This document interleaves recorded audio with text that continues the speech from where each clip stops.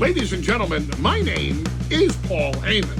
And as your wise man, I'm here to bestow upon you the wisdom that you're listening to Punks Talk Wrestling. 1, 2, 3, 4. Welcome to Punks Talk Wrestling! On this episode, the road to WrestleMania continues as we ready ourselves for this year's Elimination Chamber with our review of No Way Out 2009. I am R.W. Hellborn, the PA Rock Prince, hailing quote-unquote from Philly!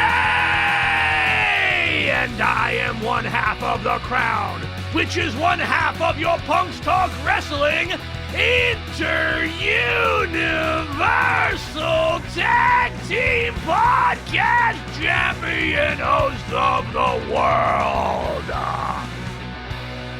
Now, then, and forever by my side, 3,500 miles away in London, England, he is my tag team podcast partner. He is the other half of the Crown, which is the other half of your Punks Talk Wrestling Inter-Universal Tag Team Podcast Champion host of the world, Mr. Did You Know, Sir King of Reels, the proper prick, C.J. Newman!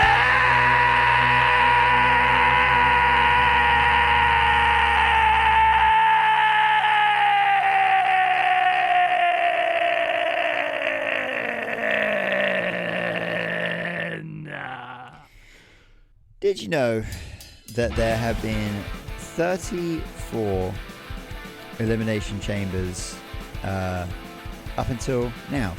35 and 36 are about to happen. There have only been, would you believe it, there have only been 2 times in history that when the winner of the Elimination Chamber match goes on to face the champion at WrestleMania, there have only been 2 times that winner has been successful in winning the championship at WrestleMania.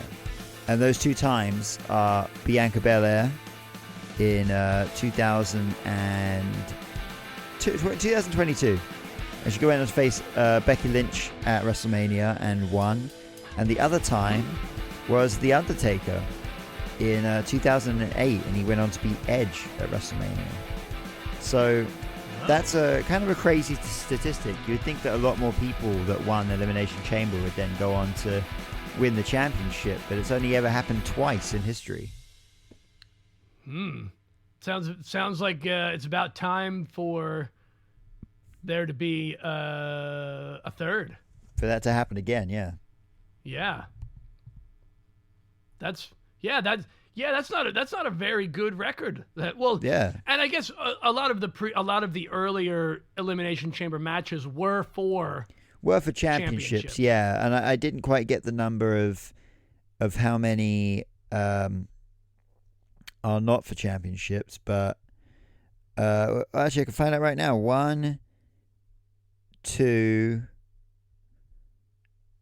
3, 4, 5, 6, 7, 8. About 8. It's actually not that many. You know what I missed? I wish they would do another tag team Elimination Chamber match like they did. Oh, there's been 10. There's been 10. Yeah, the tag team. Yeah, that was really fun. I was only thinking about that the other day. They should definitely do that again. They had a when Austin Theory was the U.S. champion, they had an Elimination Chamber match on. They had the Elimination Chamber match for the U.S. title. U.S. title, yeah. Let's see. There was. Let's see. What else was? Where was the? Oh, there it was. The SmackDown Tag Team Championships in 2020. Yeah. Oh, this was right in the. Oh wow, this was. Right before the This pandemic. was right before the pandemic, like shut everything down. Yeah. I was in Philly too. Jeez, Oh, wow. how did I miss that? There was a Raw Women's Championship match. Yeah, Wells Fargo. Oh wait, no. It was a Raw. It was a match for a Raw Women's Championship match at WrestleMania 36 that same night, Yeah. where Shayna Baszler won. Yeah, and the women had a women's tag team championship one as well the year before. Oh wow, Jeez, Oh, actually, there's been two forgot male about tag that. team, and they did another one in 2015 as well. There's been 3 altogether. I didn't realize there'd been that many. Oh my god, I didn't really. Yeah, that was 10 years ago. Yeah, 2 male and 1 female tag team elimination chamber match.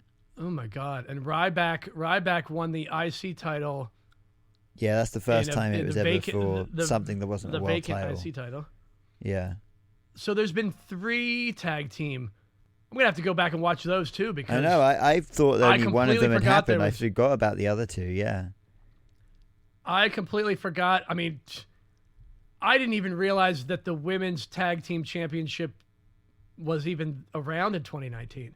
I Like, know, right? I forgot that it's been around that long. It's been. I mean, it sat around doing a whole bunch of nothing Yeah. for a while. Well, there you go. Now you know. Now you know. Only 2. That's a pretty low. And what did you say? 8? There was only 8 matches that weren't for titles. There's been 10 matches that were to face the champion at WrestleMania, but only 2 people have won those matches.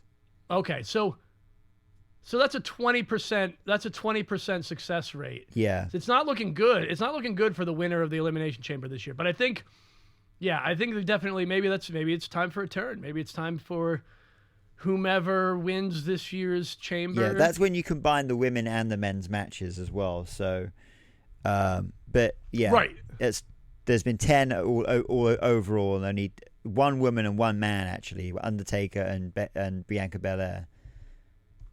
Yeah. So yeah, So it's a better. it's a better chance for the women, less chance for the men. Yeah, Yeah, because there's been less women's Elimination Chamber matches. yeah.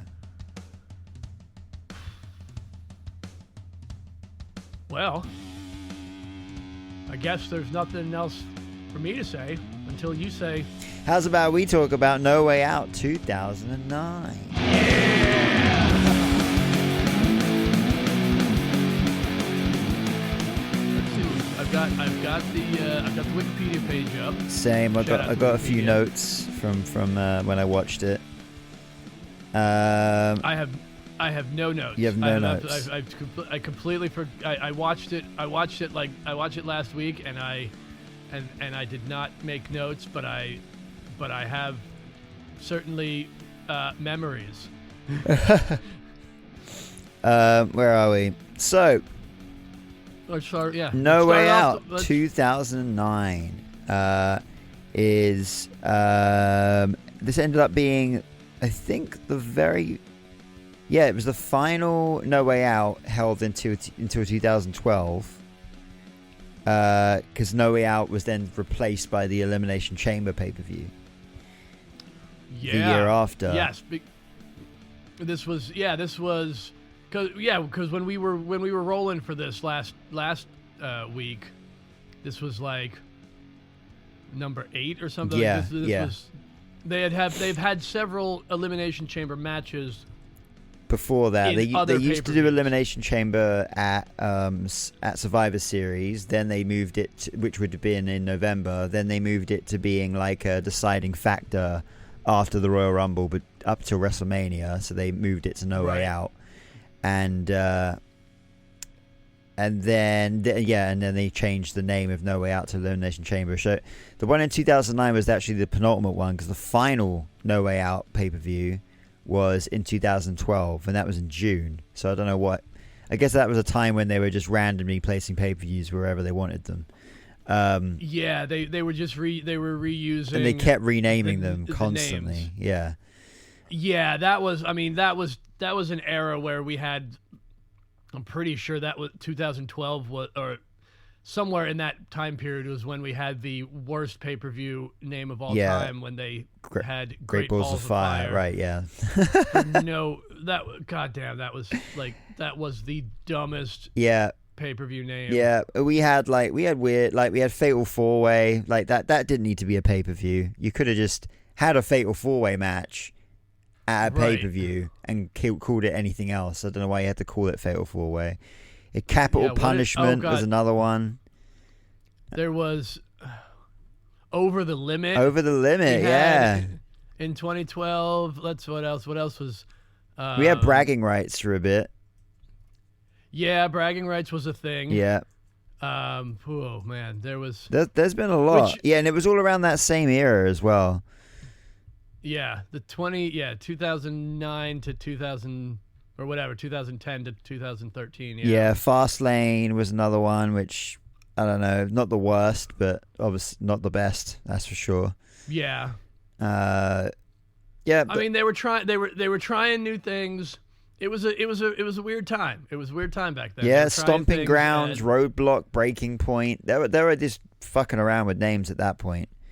Yeah, I mean, and if I'm not mistaken, some of those have actually returned as NXT branded. I think they have. Yeah, they have. Especially Roadblock. They do them. Roadblock every year now. Yeah. But I think Roadblock is always between the Royal Rumble and Stand and Deliver, because Stand and Deliver is their kind of WrestleMania show, and I think Roadblock is like essentially saying it's the Roadblock on the way to Stand and Deliver, basically. So, you know, you put the name in the right place, it makes sense. Yeah. You'd have to be there. You had to be there. Yeah. This is from Seattle, Washington, in the Key Arena. I always like looking at my arena history.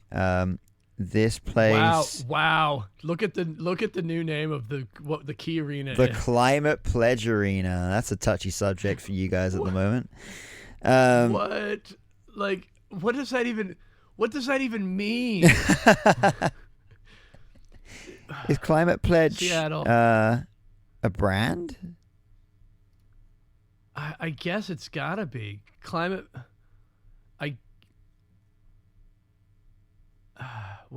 There's normally a list of. No. It used to be called the Washington State Pavilion, then the Washington State Coliseum, because apparently Pavilion wasn't good enough. Literally, that got changed in the same year, 1962. Then that was the Then Seattle Center. That only lasted 2 years. Then it was the Seattle Center Coliseum, and then the Key Arena at Seattle Center, and now the Climate Pledge Arena. And the naming rights deal with Key Corp concluded at the end of 2010, but the building maintained the Key Arena name until 2018 closure and redevelopment. Amazon bought the naming rights of the arena in 2020, and so Amazon is actually owned by Amazon. Well, the naming rights are, and they called it the Climate Pledge Arena, but I'm pretty sure Amazon aren't the best at looking after the climate. So. All right, whatever. Hey. Whatever. Let's move on from that. It was the Key Arena at the time. February 15th, 2009. So right between the Royal Rumble and WrestleMania 25.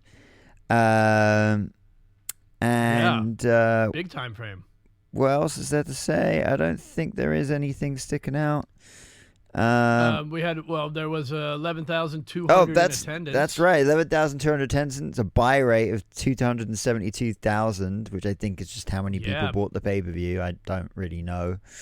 I can never really work that shit out. It's been over a year and a half now.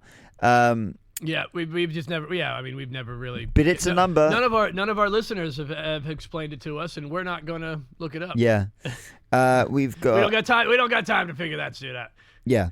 And then, it's a Raw, SmackDown, and ECW event. And the poster features Vladimir Kozlov. Yeah, that 100%. If you told me that was Karrion Kross in that photo, I would believe you. Like, just because his Kozlov's actual facial features, recognizable features, are hidden by the chains. Like that looks like Karrion You can Kross. barely tell, yeah. You could barely tell. But just a quick shout Kross out has made that to face. the 2008 poster for No Way Out, which I think is the best ever poster. One of the best WWE pay-per-view posters of all time. The one where Jeff Hardy is shackled inside like an underwater elimination chamber. That is such a great poster. Yeah. We need a top. Yeah, we need a Universal Top 12 of pay-per-view posters. That'd be great. I'm actually well up for that. There's so many to choose from. Yeah, and then we'll just talk about the pay-per-views that they're attached to. Yeah. How about has this page got any? Oh, you do. You've got. We've got. Yeah, go for it. Yeah, we've got some on-screen personnel. We've got the English commentators, Michael Cole and Jerry the King Lawler for Raw, Jim Ross and Taz on the SmackDown the SmackDown hold on. Let me just start that over again.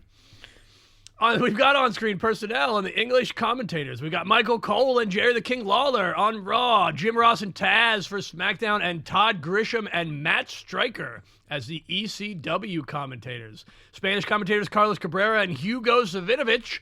Interviews by Todd Grisham, doing double duty there. Todd. Yeah. Ring announcers Lillian Garcia for Raw, Justin Roberts for SmackDown, and Tony Chimmel for ECW. Referees Charles Robinson, Mike Chioda, Jack Doan, Marty Elias, and Chad Patton. I've never in my life heard of Marty Elias. Now I need to look this guy up. Because it does not have a Wikipedia page, so Marty Elias, referee. I just need a picture. Oh, it is who I thought it was. Oh, he's bald now. Oh, okay. And he looks like he still referees somewhere. What's that saying? He ended up refereeing for Lucha Underground. It looks like after WWE. If you saw a picture of him, you definitely recognize him. Okay.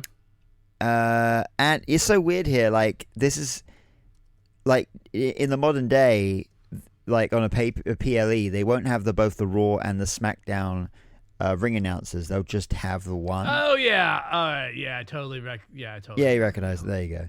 But they had 3 ring announcers, which just seems like complete overkill to me. But hey, yeah, I mean they were really pushing the split, 3-brand thing. And I guess the only people left here now on the current day on the WWE roster is Michael Cole, Lillian Garcia, and Charles Robinson. And I guess Jack Doan, right? No, Jack Doan's gone. No, Jack Doan's gone. Yeah. No? Mike Chioda's not still there? He's gone. Yeah. Oh.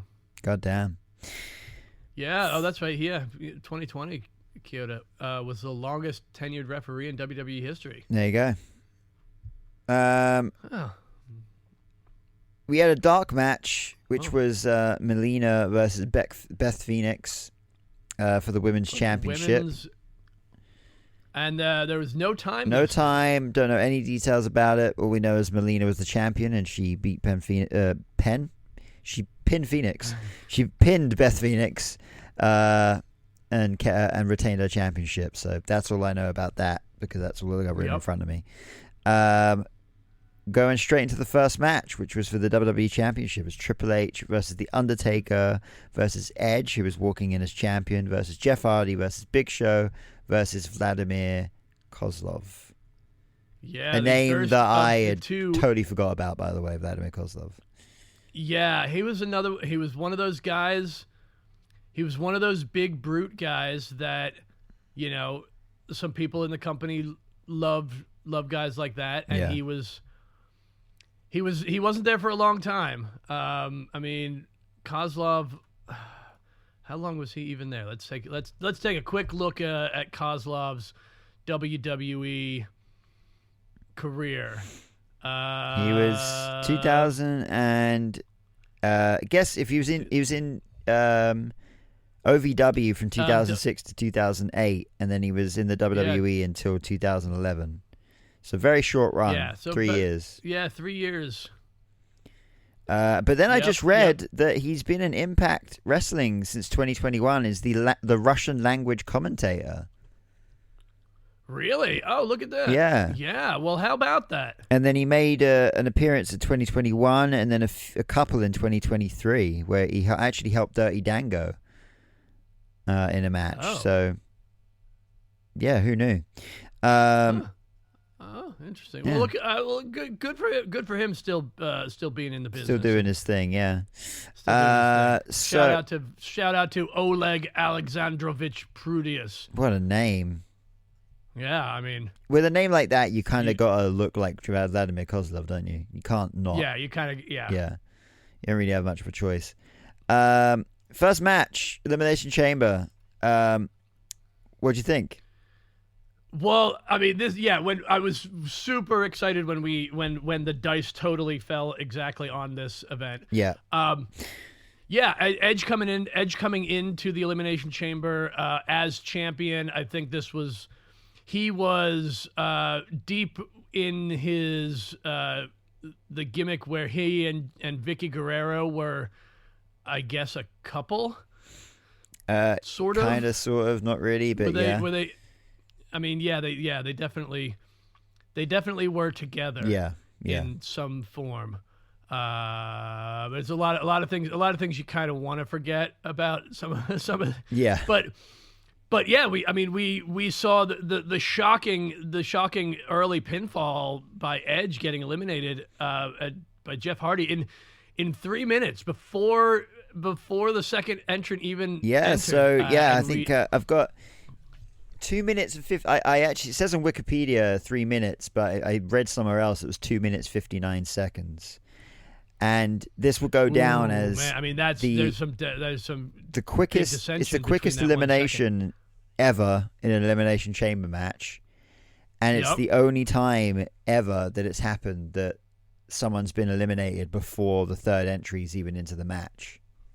Yep, and it happened to the champion in the match, which is amazing. And I think probably the first time that the champion entered the chamber and lost as the first person. Yeah, I think that's probably the first. I wouldn't be surprised if this was the first time as well. Normally, the champion, up until this point in 2009, I'd say the champion was always there to the last 2 or 3. You know.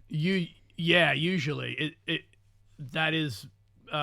So it was quite shocking. Totally unexpected. Totally unexpected. And it was brilliant. I love Triple H laughing at Edge as he was like, as after he'd been pinned, was fucking brilliant. Oh, dude, it was. Yeah, there was a lot of. I mean, this was a pretty good time. I mean, overall, you've got a lot of these guys are still in their at the height of their. At the height, it was. I guess, was this the Attitude Era still? Oh hell no! This wasn't Attitude Era. This is like tail end, or I would even say tail end of the Ruthless Aggression Era. This is Ruthless Aggression, right? This is Ruthless Aggression. But at the tail end, I think you'd say about a year after this, you're entering the PG era, because I think a year after this they went PG.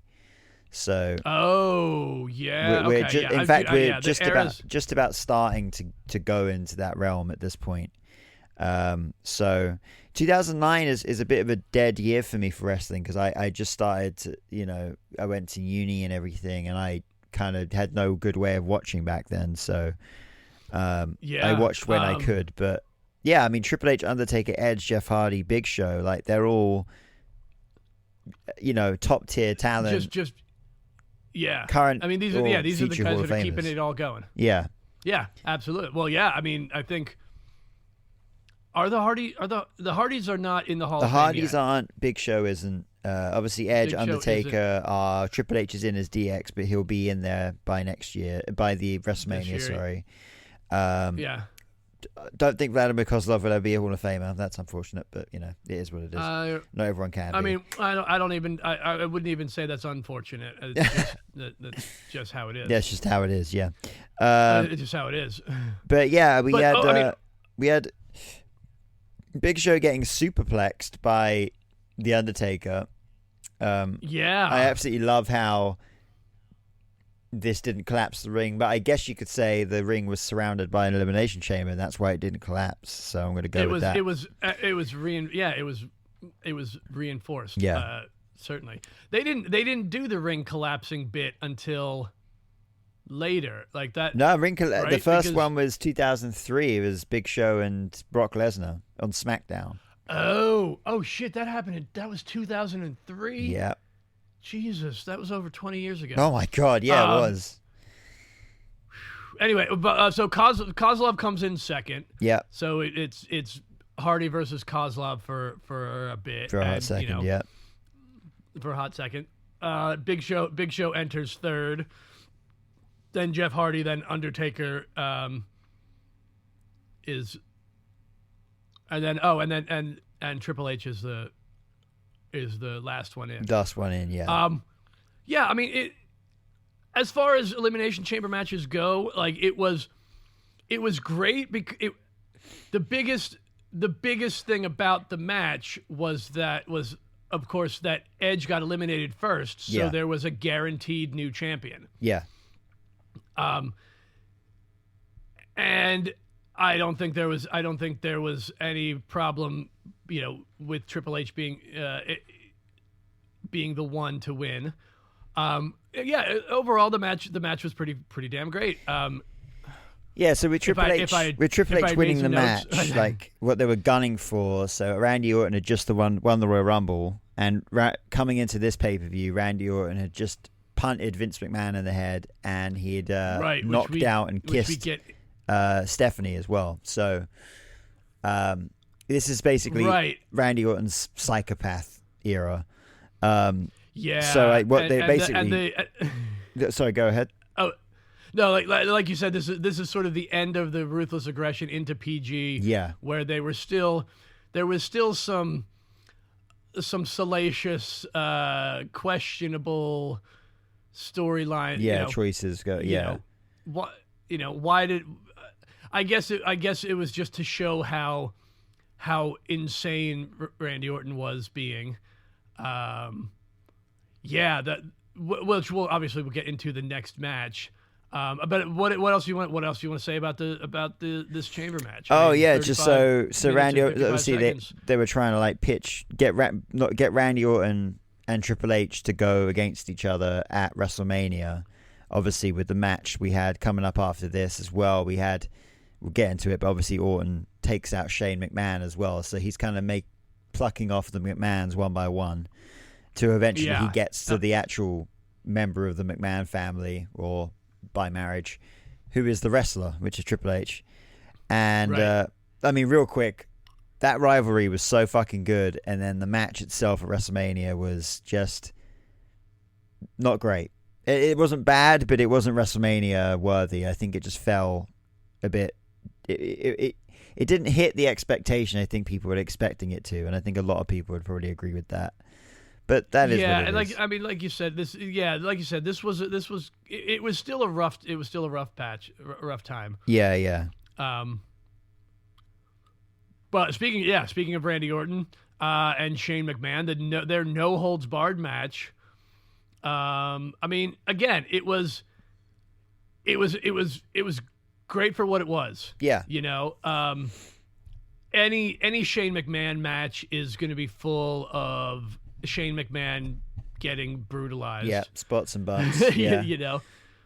I mean, it looks like he definitely got opened up the hard way by a monitor there by Randy Orton. Like he. Oh God! He yeah, bled that instantly from getting hit in the head of that monitor, which is wild. And the fact that they used to have those monitors, those things are so huge, so heavy.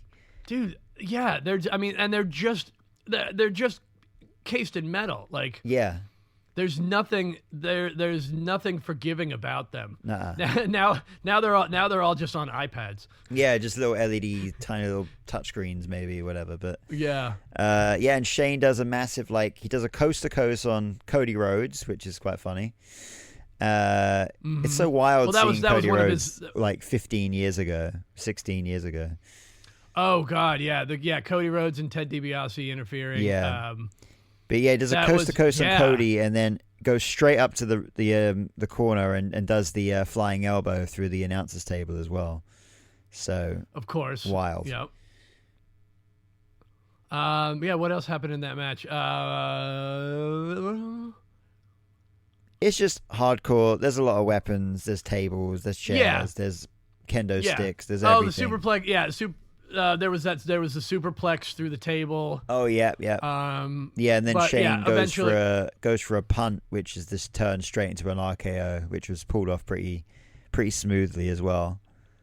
Yeah, I mean, Orton is no matter what, he's going to hit that RKO, and it's gonna look awesome. Exactly. And RKO for the win.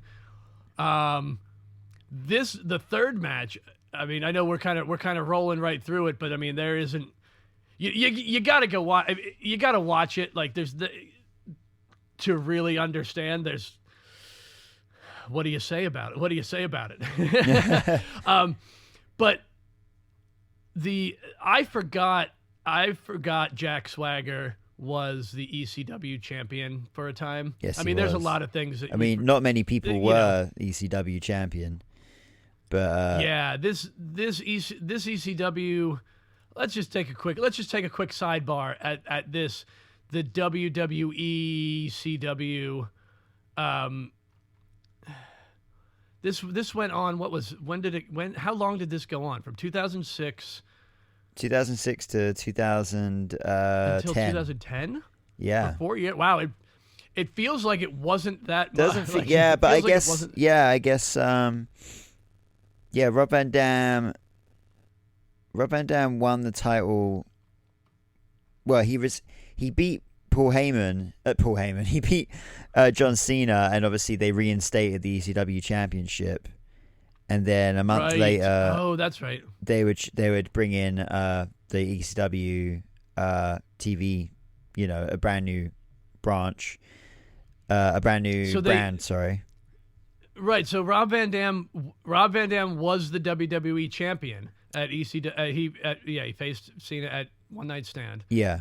And then so he held both titles. For a moment. For not very long though, because he lost the championship to the Big Show, but I think he lost both championships because basically he got him and Sabu got caught smoking pot. They got pulled over, and they had to get suspended just after he won the championship. So, right, this was another. Yeah, this was another one of just. So who knows where Rob Van Dam's career would have gone if he hadn't have fucked up being WWE champion and ECW champion at the same time. Yeah, man. Yeah, that really did not help things. Literally, like 21 days, he was champion for 3 weeks, and then he fucked it up. So yeah. But yeah, we had a lot of good champ. We had Big Show, Bobby Lashley. I think around the start of this brand, that was probably the good days of that brand. But we had Mr. McMahon as champ. That's do-rag Vince McMahon, which is something. Yeah. We had. Yeah, Rob Van Dam, Big Show, Bobby Lashley. Bobby Lashley was ECW champ. Do-rag Mr. McMahon.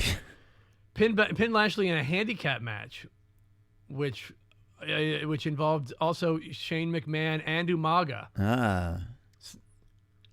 But then Bobby Lashley won it back, and it was vacated because Bobby Lashley got drafted to Raw. Interesting. John Morrison. I know this devolved away from the pay-per-view, but it just I needed to know who else held the ECW championship, the WWE ECW. John Morrison defeated CM Punk. CM Punk was John Morrison was actually the substitute for Chris Benoit, which is interesting. After he passed, less said about that, the better. Right. Yeah. Johnny Nitro. So he won it. It was vacated. Yeah. Johnny Nitro. On my birthday won that actually, June 24th. Oh, nice. Yeah. And Bradley's birthday. Yep.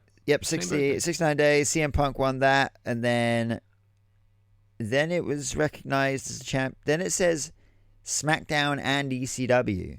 So I guess it was on both of those shows.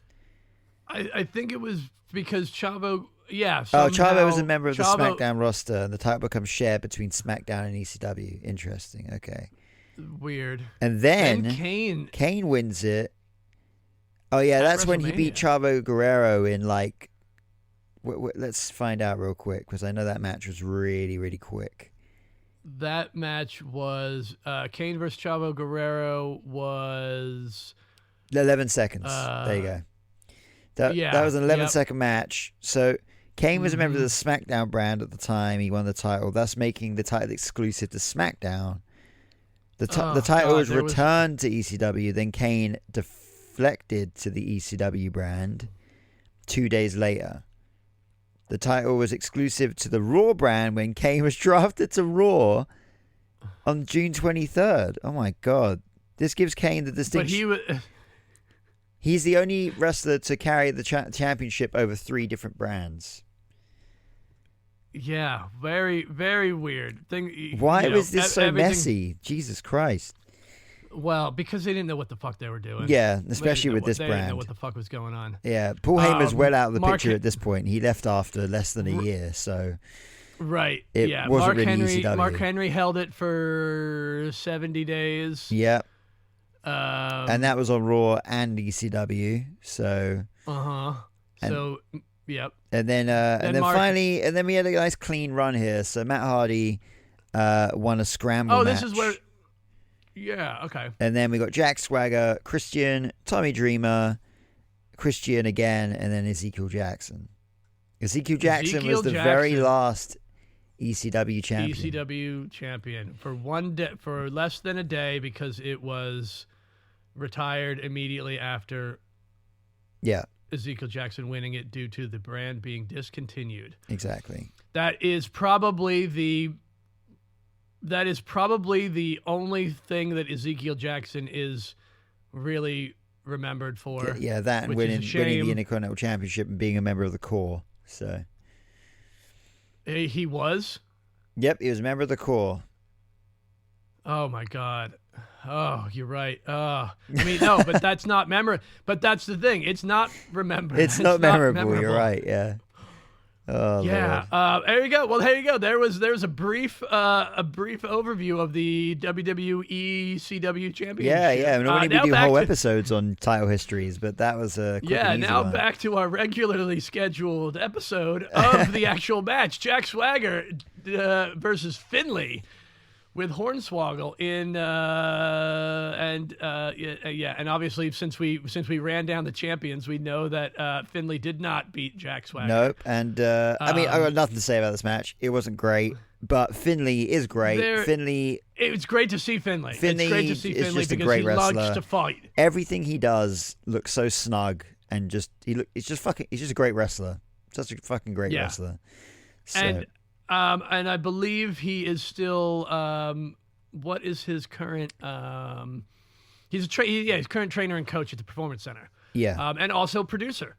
Yeah, he was furloughed during the COVID-19 budget cuts, but then returned to work in November. So yeah, never let go, unlike a lot of people during the pandemic. Yeah.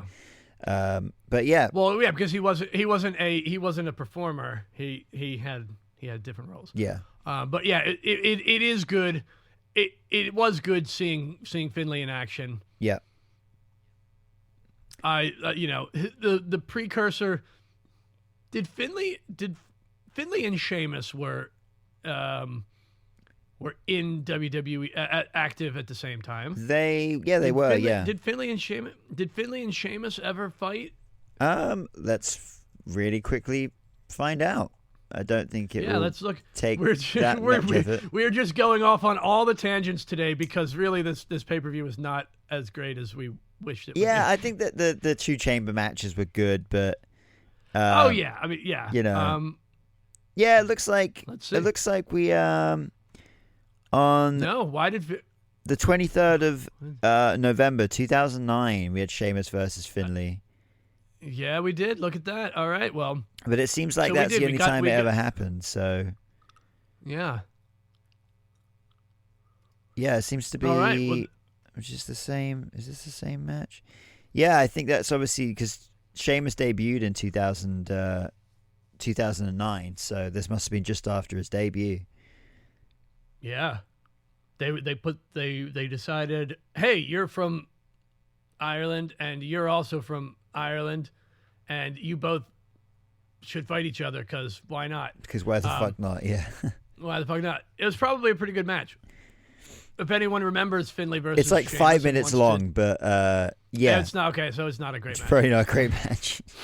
I'm really glad that You want to know what was it? You know those what the- days are over. Like when their matches Yeah. on Raw used to be like 5 or less minutes. It was just kind of like you're trying to squeeze like 9 matches into a Monday Night Raw, but you might as well just have like 4. And that was when really good long Raw ones. was only 2 hours. Yeah, exactly. And Let it's me. just like, Speaking. You know what? I did it. I opened up my I own know can of exactly what worms. you're about to say. Let me just get this off my chest.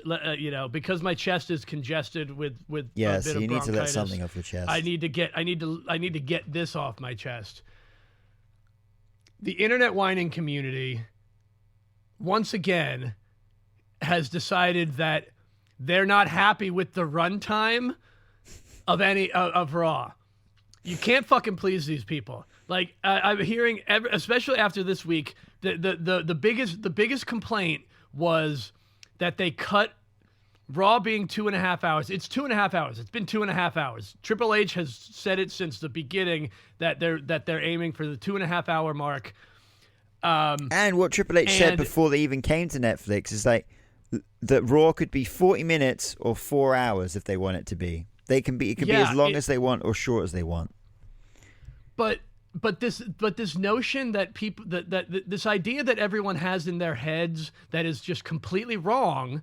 This idea that Raw can be as long as you want. Why cut it at 2.5 hours? Why cut it with a cliffhanger? Like, so at the end of Raw, did you've seen Raw? I saw Raw. Right? Yeah, I saw New Day So attack. at the end of Raw, we had Rey Mysterio versus Logan Paul for the Great Elimination match, good Chamber match. qualification. Great match, great. And after the match, Rey Mysterio gets jumped by the New Day. Yeah.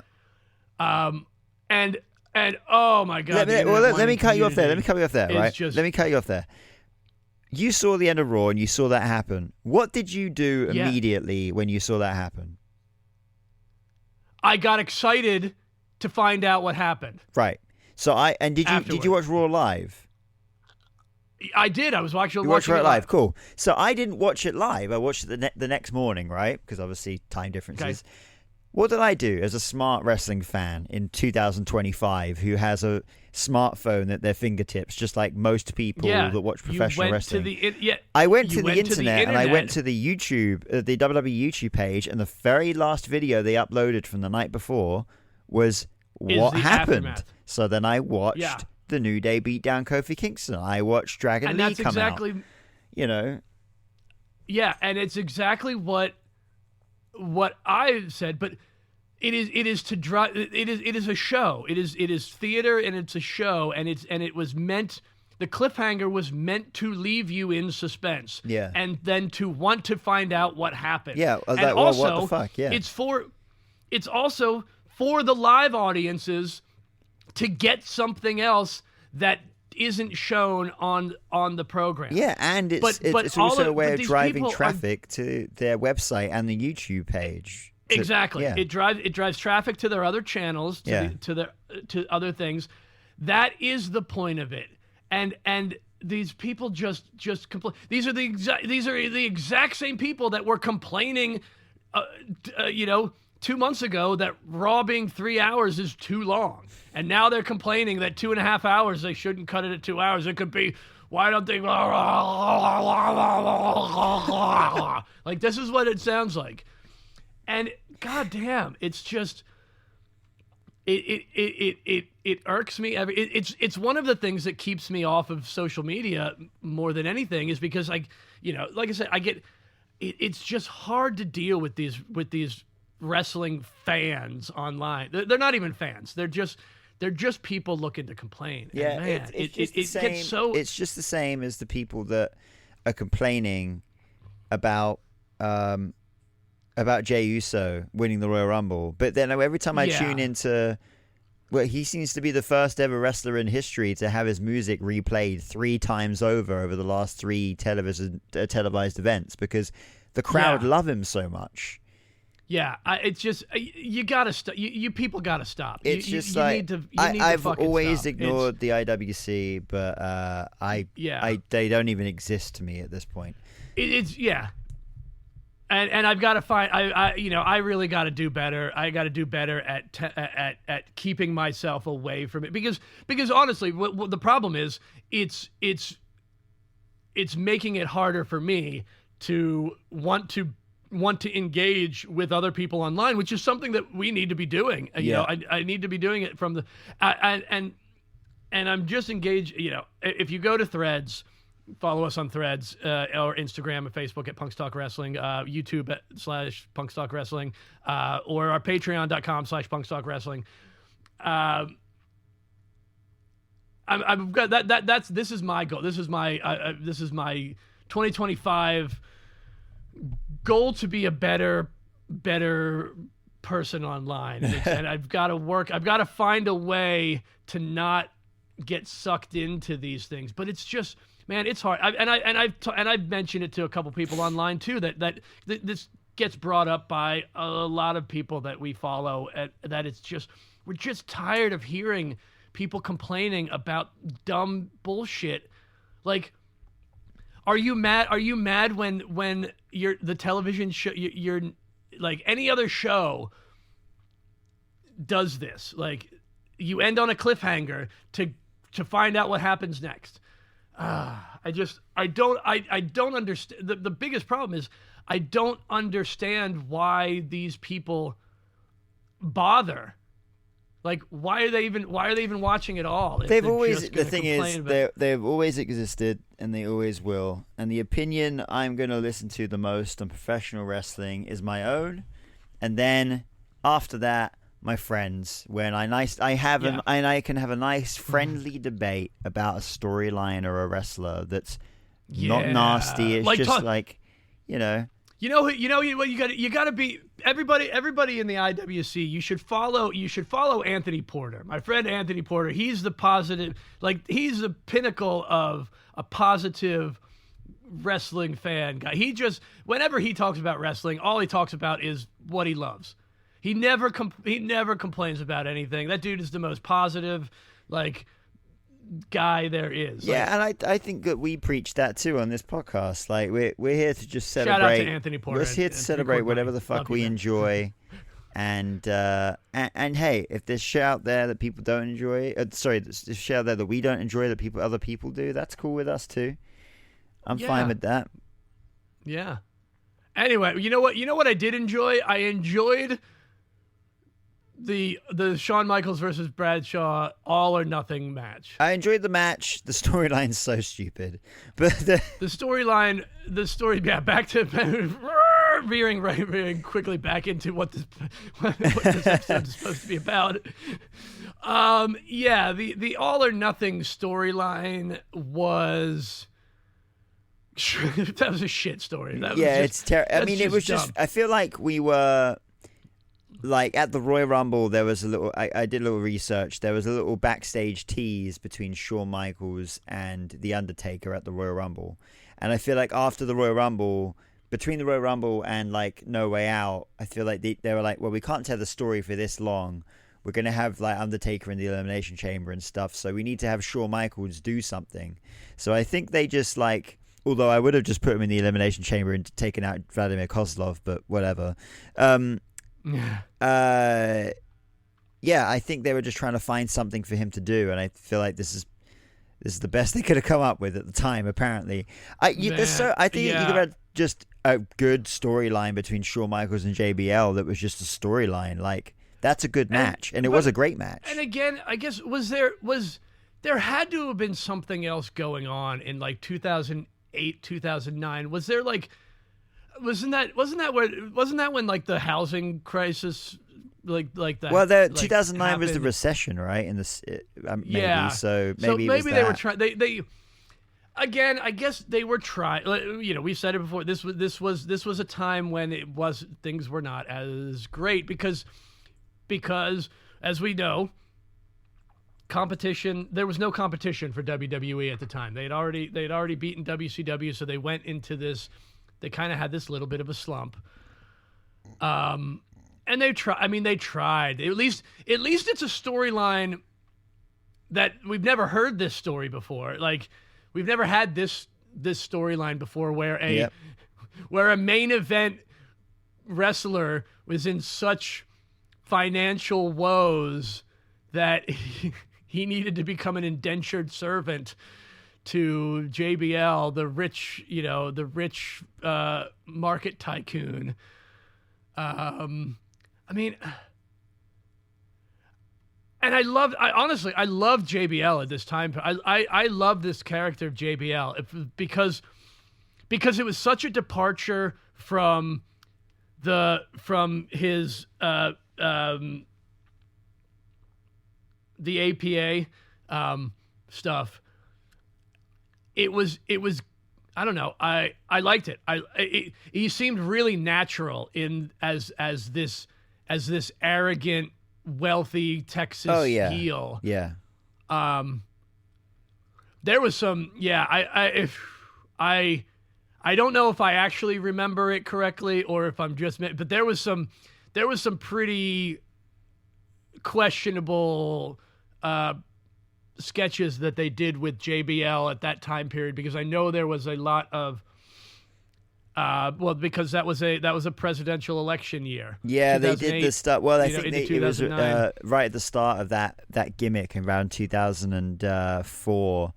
They did the stuff with Eddie Guerrero and the Gulf of Mexico and everything like that, trying to stop the immigrants from coming over the border and everything. Yeah. But hey, you know what? In a weird way, I'm almost okay with. Sounds weird. I'm almost okay with it because he was a heel. He was a heel, and at the end of the story, Eddie Guerrero was the one that came out on top of that situation. Yeah. So it made total sense. If at the end of that story, like JBL won, and like you never saw Eddie Guerrero ever again, like then it would be like, that would have been horrible. It would have been like, this is bullshit. Yeah. Yeah, and just like with Eddie Guerrero, the Shawn Michaels did defeat JBL via pinfall. He won his release. I did actually just read as well that on the March 5th there was a match I don't know if there was like a tournament or something, but there was some sort of set of matches to decide who would face The Undertaker at WrestleMania, and Shawn Michaels defeated Vladimir Kozlov on an episode of Raw on March 5th. And actually, that would be Vladimir Kozlov's first ever singles match defeat. Oh, yeah, interesting. Yeah, I mean, what I barely do remember about Kozlov was that they build him as a beast, and he looked like it. They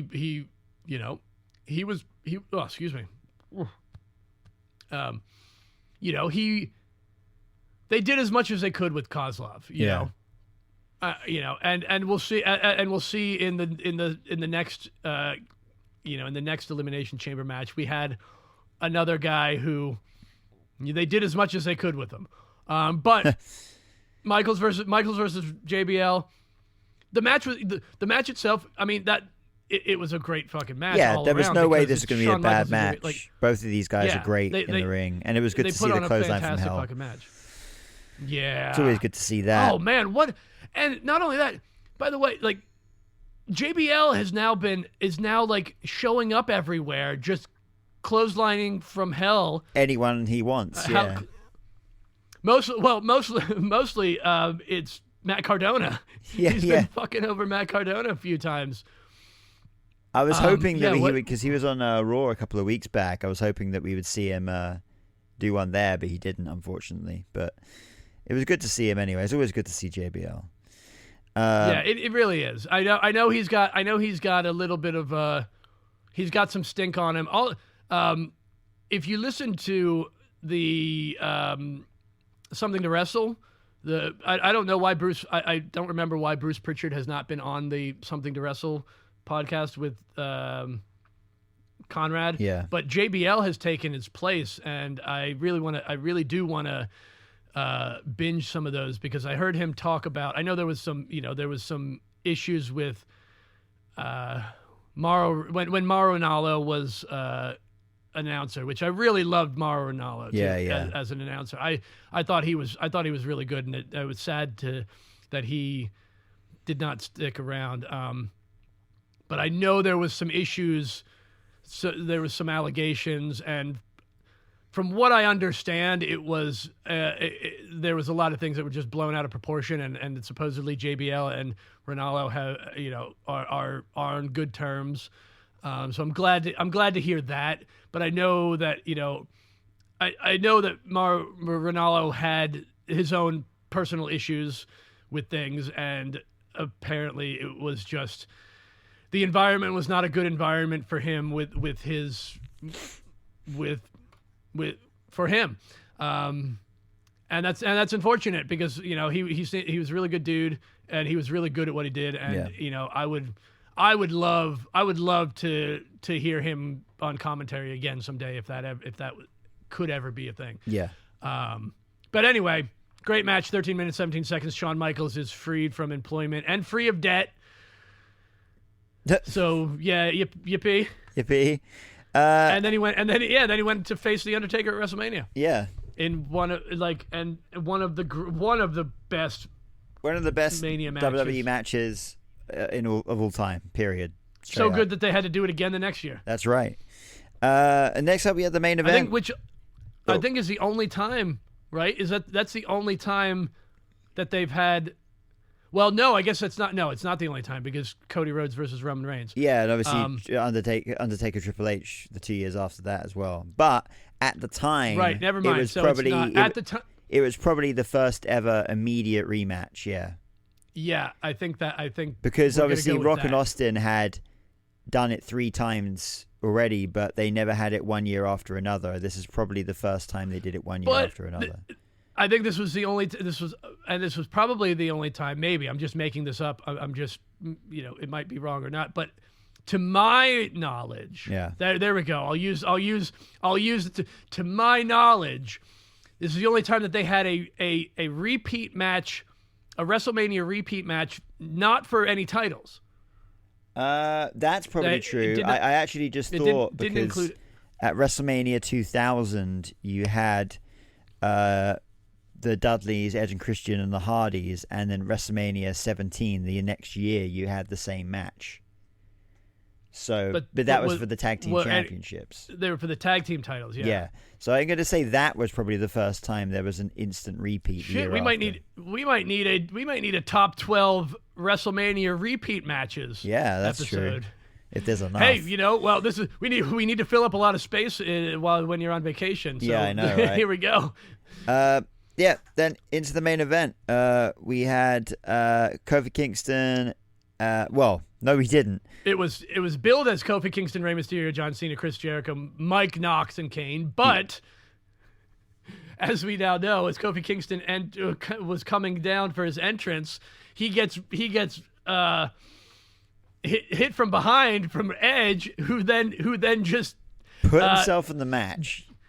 Yeah, smashes Kofi Kingston. Does with a steel chair against the steps. Yeah, kind of concerto style thing. God damn! And it's just like so good. Now I loved it, and it's so Edge, and it makes sense because it's Edge. But in like storyline terms, like who made this decision? Who was just like, fuck it, whatever, just get on with it. Who allowed it to happen? It happened so fast. And why was he end up obviously he ends up winning the championship. There was no like repercussions or nope. There was nothing at all. He won the match and then became. Here we go. On the same night after No Way Out, Edge revealed that he had entered the second Elimination Chamber match with the approval of his kayfabe wife, SmackDown general manager Vicky Guerrero. Ah. There you go. Okay. So wait a second. And then he didn't defend the title, and he returned to SmackDown with it. With the Raw title. It's so messy. Oh, But okay, because so I that- think because Triple H at the time was a SmackDown wrestler, and he won the Raw Championship, so he went to Raw. Yeah, it's still a bit of a mess. It's messy. Anyway, I'm sure it makes sense if you looked into it. Either way. Yeah, I'm sure it didn't. We have this is again another really good match. The match itself was great. Mike Knox was there. He was certainly there. That's another dude. Like, he's another one of those dudes that for whatever reason he was a big dude.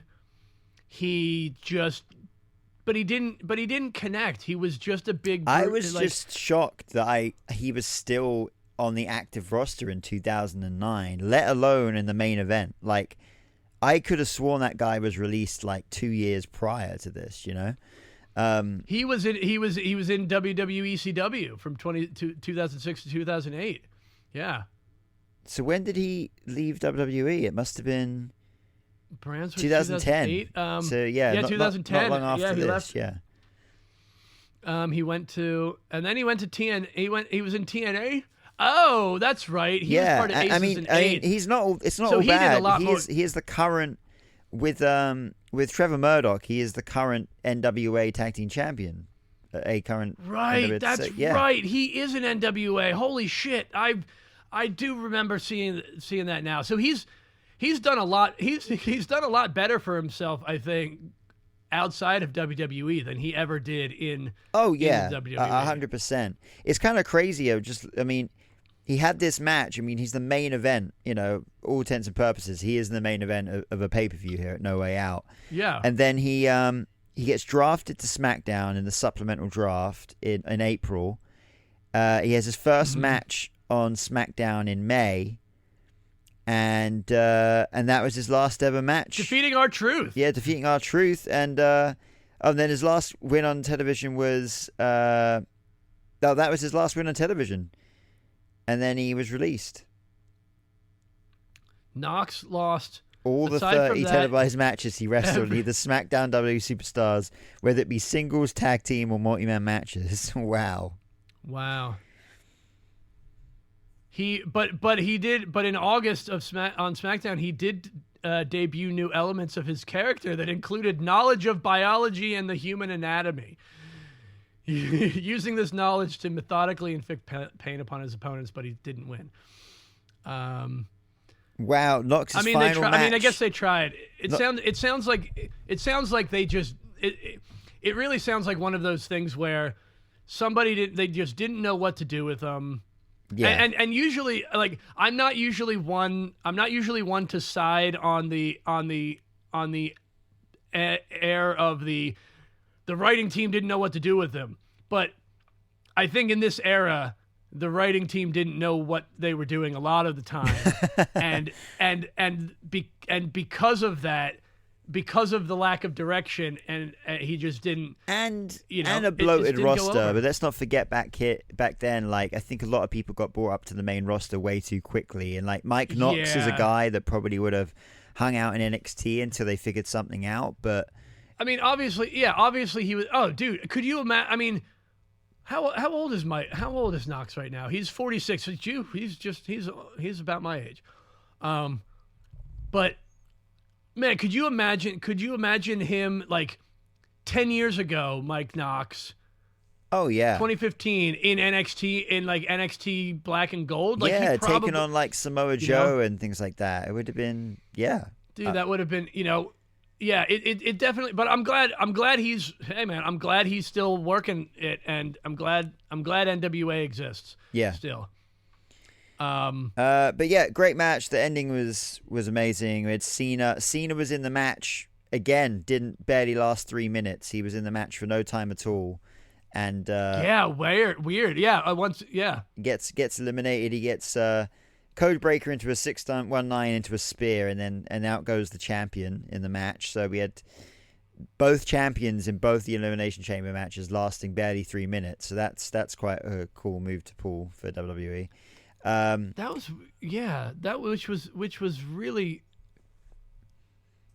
And in a way, the way the Wikipedia table puts it is. I know is from when the bell rang, and I hate it. It's dumb. I think we commented on this last year. And it's also hard because they show how they were eliminated before they entered. Like it's just an odd table because of the way the Elimination Chamber works. The table structure is a little odd. I would.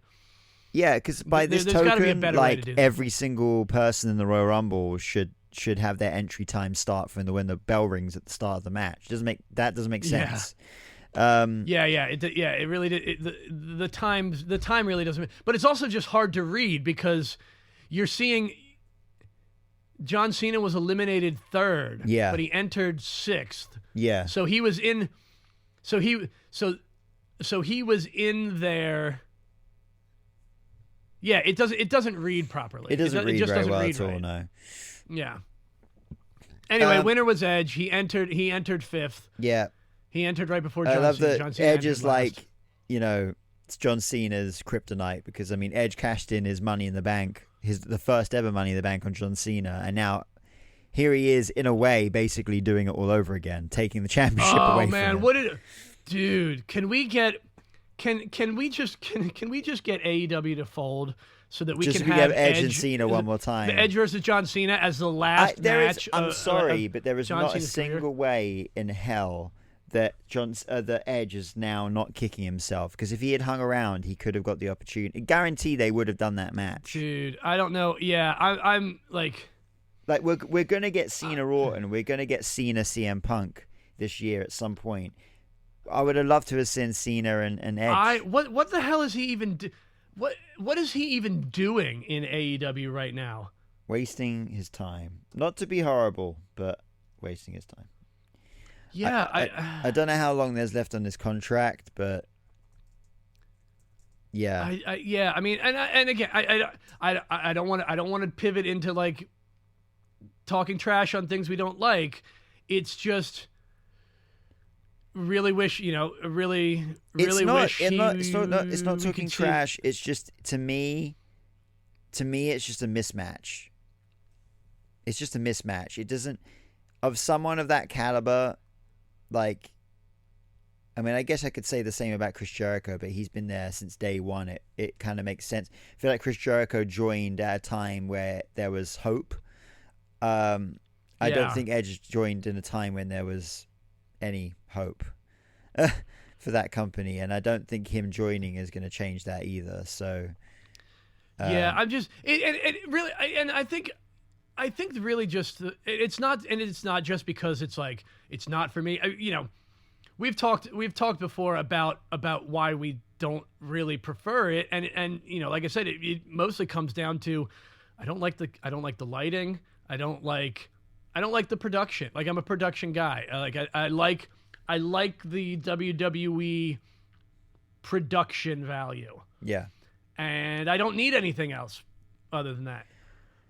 Sorry, I was just looking up. In May of last year, Edge was saying that he has about a year and a half left on his contract. So if that's, and I get he wants to wrestle. He wants to wrestle with his best friend. He wants to be, Yeah. And of course I get, dude. I don't fault anyone for getting paid to do what they do. Hell no. I think anyone should. Especially any of the recently released superstars, wrestlers. I know, that's always a touchy subject for some people, but we did have a round of releases, as we always do every year. Yeah. And all those and everybody that was released is going to be just fine, I think. As long as they want to continue being professional wrestlers, there will be a place for them. I really think a couple people were released so they can go to TNA. Yeah. with I think a couple of them just will be a better fit. The Authors of Pain are two of them. Like I think those guys would do great in TNA. Yeah, and they honestly, do. They probably do great in AEW too if they went that. If they could get. I always thought like their stuff they were doing with Cross is like, I always prefer Cross by himself. I think he's much better working alone. With especially with the character he has right now, I think it just makes now the character he has now. Yeah. Also, if you haven't man. seen it, go and watch the video that Karrion Kross uploaded to his social media either today or yesterday. It's kind of like I didn't laying. see It's kind of just like a big edit of all the like mainly of the Miz and the New Day, and how basically it's just this long play. I still feel like there's going to be a big want and need for Karrion Kross after WrestleMania, and want to push him as a big heel guy, because he's. Yeah, I think people are not like big fans who look at all the small details have noticed that Kross has turned people heel for ages. I think now it's becoming more of general knowledge that people are like, oh wait, I can see what he's doing now. So yeah, I'm also. I didn't realize it until I looked it up the other day.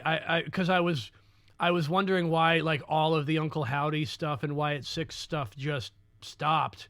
I didn't realize that that he was injured.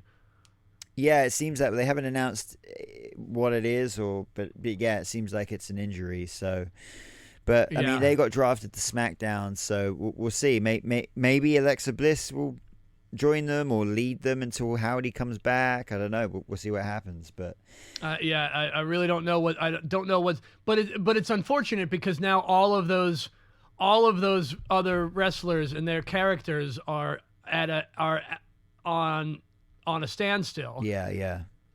I guess when you're in a but faction, that's what happens, I suppose. Yeah. So what are you giving well, this? Anyway, when are you giving this pay-per-view out of 20?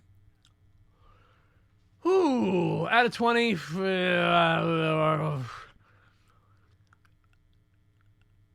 If it weren't for the actual Elimination Chamber matches, it wouldn't be a pay-per-view without the Elimination Chamber.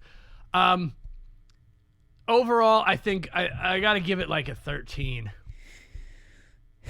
I'm thinking like it's maybe a 14. Maybe we can bump it to a +2. Yeah. But like it wasn't overall. It wasn't. There just wasn't a lot of hype. Like the end result was the shocking things with the Elimination Chambers was great. But like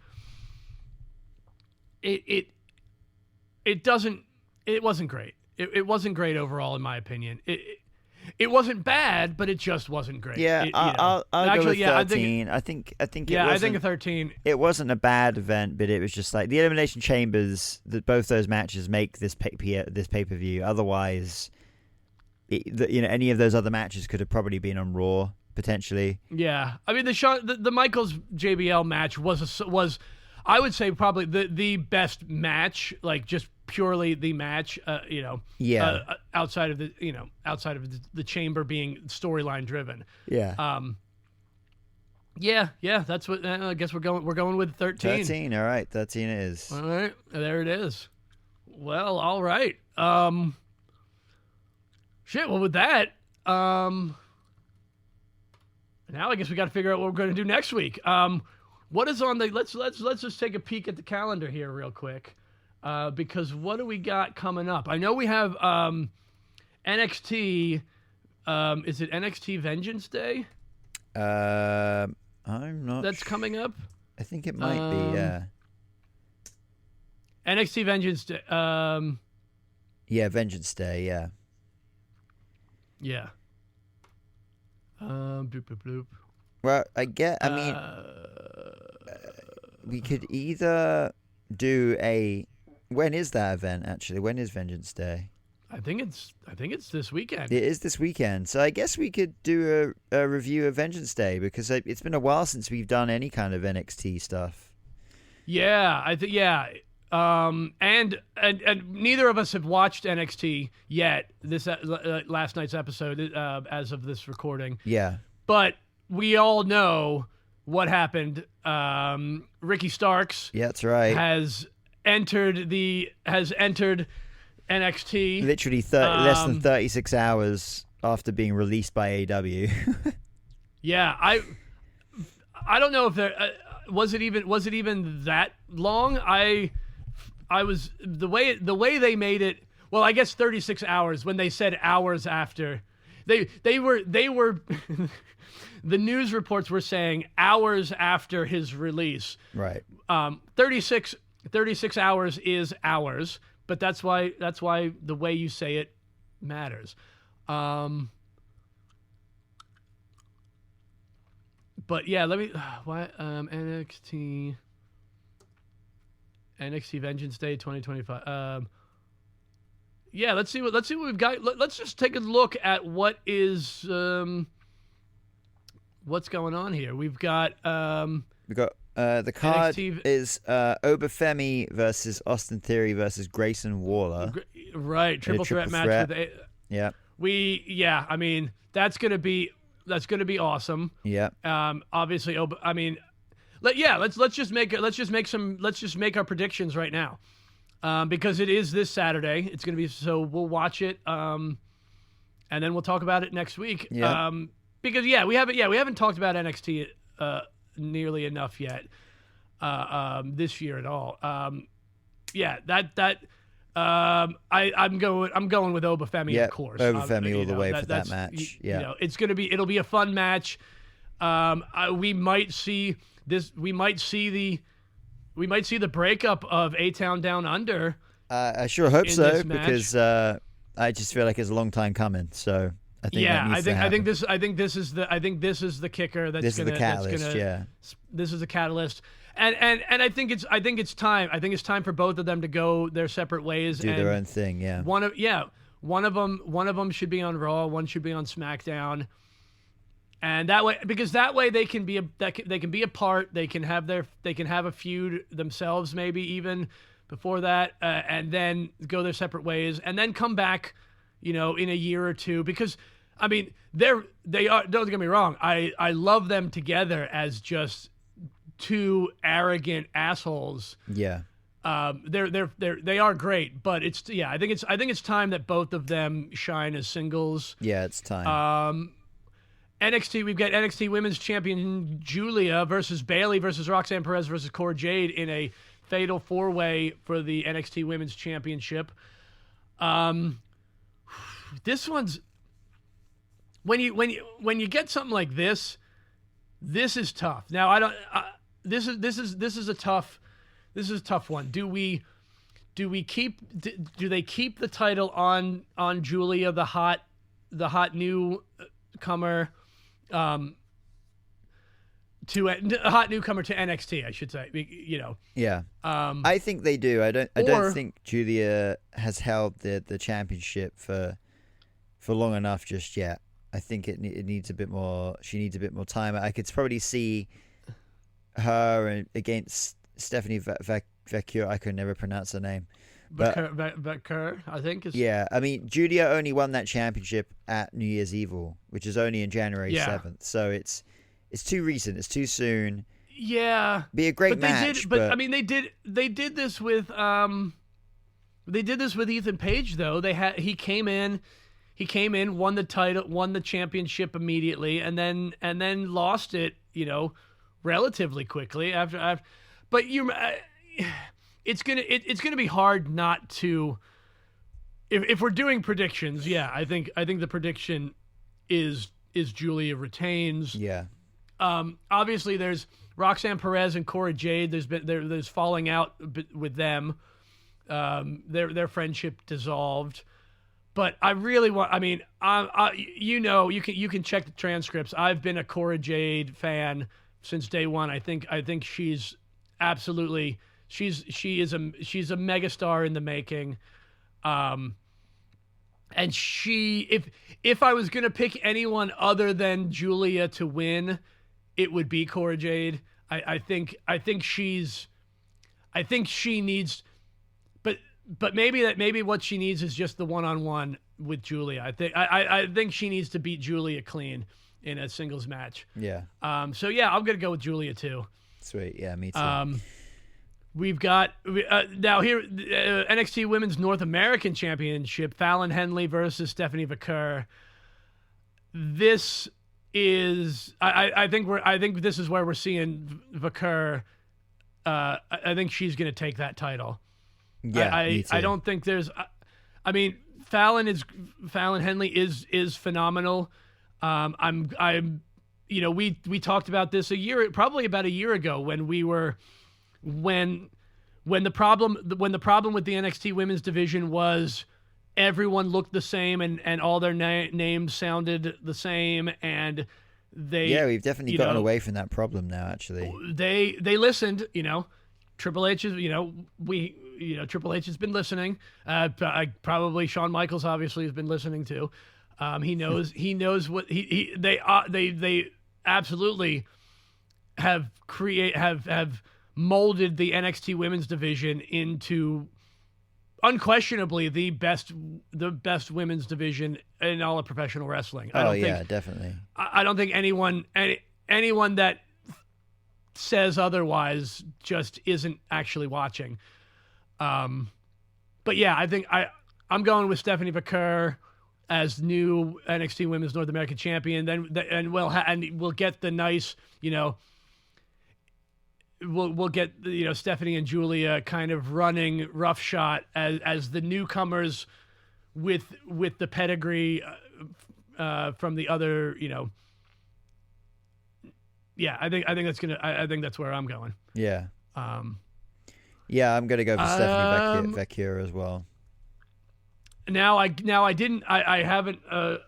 Admittedly, I haven't been keeping up with TNA as much as I should have, so I didn't see the match between Fraxium and the Nemeth brothers. But obviously, Fraxium won because they are still the champions, and they're facing Josh Briggs and Yoshikai Inamori. Yep, he's from Pro Wrestling Noah.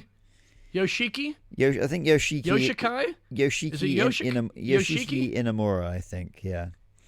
Okay, yeah, and there's a little bit of a story there. Like so I guess Josh Briggs spent some time over in Japan.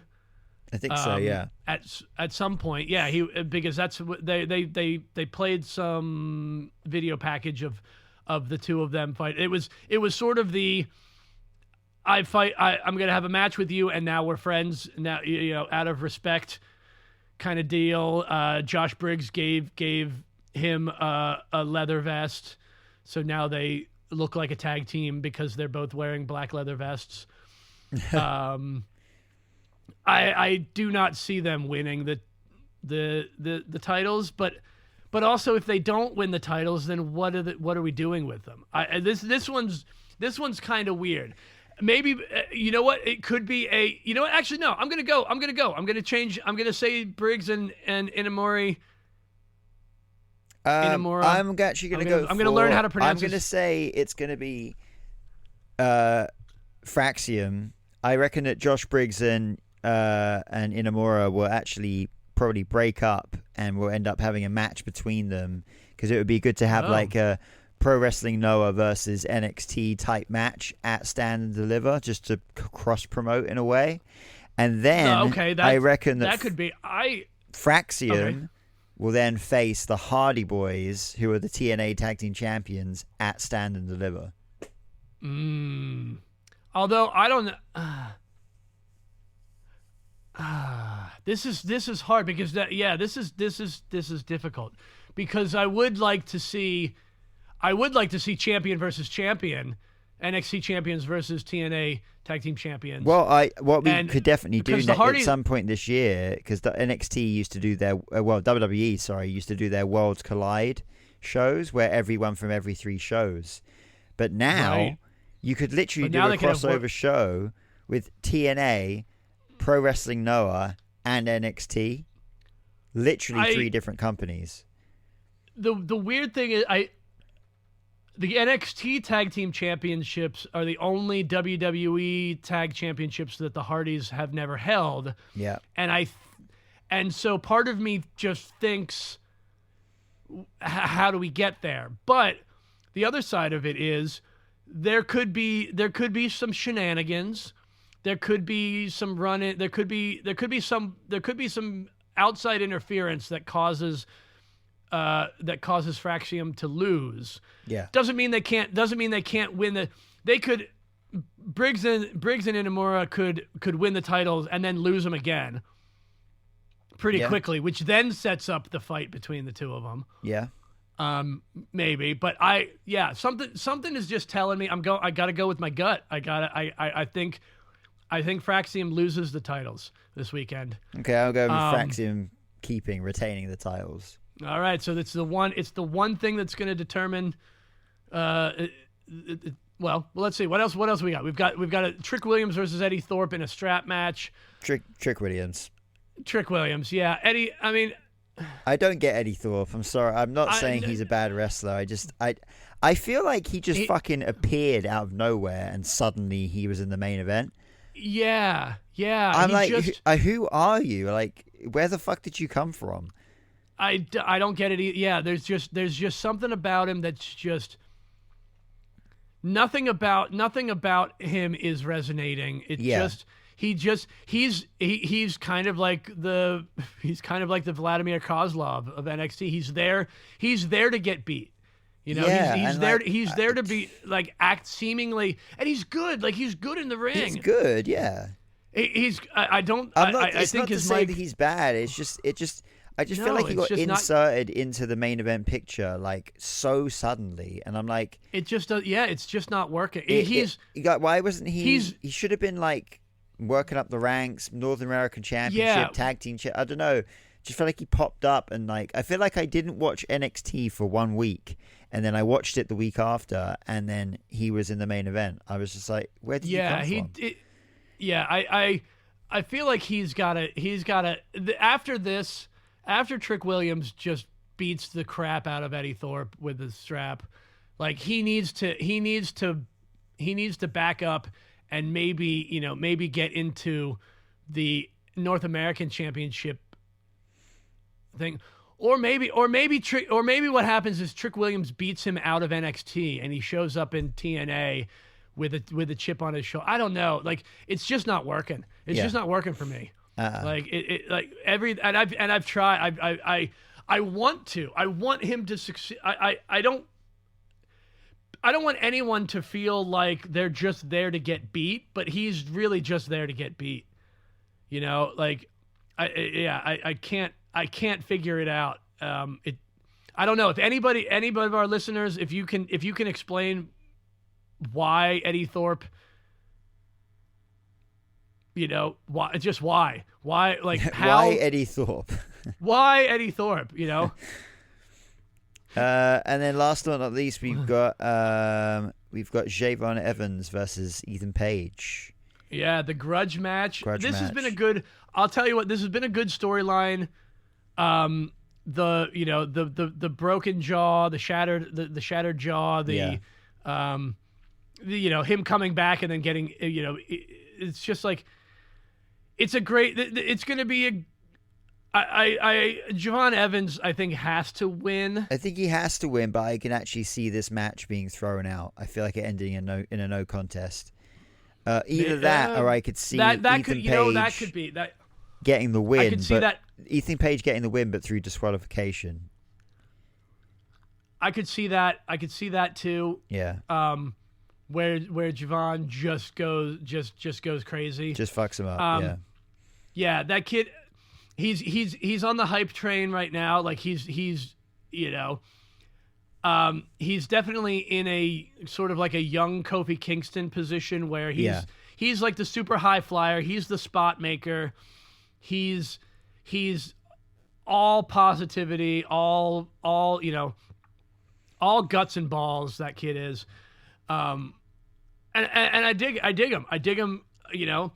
I think he's got a huge future ahead of him. But but he's going to be shackled with he's small. He's small compared to everybody. Like he's, and I mean like Kofi Kingston is like kind of scrawny. Like he's not a big dude. He's a fast dude. He's a flying dude. He's quick, and he's got moxie. He's got a lot of guts and a lot of heart. But I am concerned. My only concern is how far you can go with him. I think he's I think Javon Evans is going to be one of these guys. Like, he's so young as well. Like he'll have that. He'll have one of those kind of careers, kind of like Cody Rhodes when he was originally in the WWE. I can see him having a decent mid-card enough career, and then I can see him disappearing off to the Indies for a while, making a big name for himself, and then coming back. That's what I can see in his future. That it's too early to tell. Yeah. But I think Ethan Page. I think he's got. I don't know. I don't know where to go with him either. But he doesn't have to win. Ethan Page doesn't need to win. No. He as a heel, he doesn't have to. As a heel, he needs to get beat. And the story is Javon Evans getting his revenge. And maybe that's what happens. Maybe Page wins via disqualification because Javon goes crazy and just like starts smashing him with chairs, and maybe Page gets put on the injured, quote unquote injured for a little bit just to. I don't know, but I'm gonna go with Javon Evans. Well, that's the thing. I don't know who's gonna win. I don't know how the match is going to go, but Javon is going to get his pound of flesh. Yeah, I think he'll whatever happens, Javon will come out on top of whatever that situation is. I don't know if he'll win the match. I don't know if a match will even happen to begin with, but Javon will come out on top. He's not going to get pinned. He's not going to lose the match via pinfall. That's my prediction. Yeah, I think I'm going to go with the same thing. Yeah. All right, that's our predictions. Right. So next week we'll review Vengeance Day. Yeah. All right. Well, with that then, hold on. Awkward pause while I pull up the other things I need to do.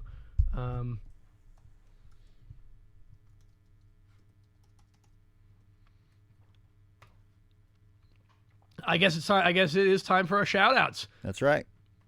Shout out to Wikipedia, Sport Wikipedia. That is where we get most of the information from all this stuff. We listed off. I don't know what site you were looking at, but I was looking at Cage Side Seats for the NXT Vengeance Day card. So shout out to Cage Side Seats. Sweet. Shout out to ourselves. Oh wait, no, hold on. Before we shout out to ourselves, shout out to Al at 2K and Kaylee at 2K UK. WWE 2K25. You can pre-order it now. Pre-order the Bloodline Edition, and you get a whole bunch of awesome stuff that I ran down the entire thing last week. But get the Bloodline Edition. It comes with a bunch of cool stuff. And when you do, tell them that we told you. If you do, if there's a way to tell them how you did, tell them that you did because we said. There you go. That was bad. Listen to my plug from last week's episode to hear the full rundown of it. Anyway, shout out to ourselves now. Follow us on social media, Instagram and Threads and Facebook at Punks Talk Wrestling, YouTube /Punks Talk Wrestling. Email us at punkstalkwrestling@gmail.com and also patreon.com /Punks Talk Wrestling, where stuff that doesn't make it into the episode goes. I think that's it. That's it? That was it, yeah. Okay. We're done. Okay. Cool. See ya. Yeah, yep. See ya. Okay.